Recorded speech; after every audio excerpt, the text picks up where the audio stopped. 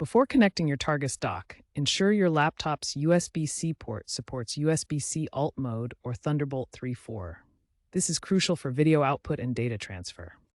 Modern laptops from Intel 8th Gen onwards and M1, M2 MacBooks are generally compatible. Gather your Targus dock, the included USB-C cable, and the power adapter if needed. Power on the dock by plugging it into an outlet.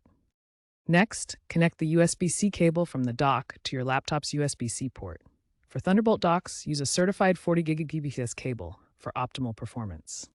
Download and install the Targus DisplayLink software from the official Targus website. This is essential for enabling video output and optimizing dock performance. On Windows, run the installer as administrator. On macOS, grant the necessary permissions. Now, connect your peripherals, monitors to HDMI DisplayPort supporting up to 4K, keyboard mouse to USB ports, and Ethernet cable for a wired internet connection. If you encounter issues like no video output, update the dock's firmware via the Targus app or simply restart your laptop. For dual monitors, configure the display settings within your operating system.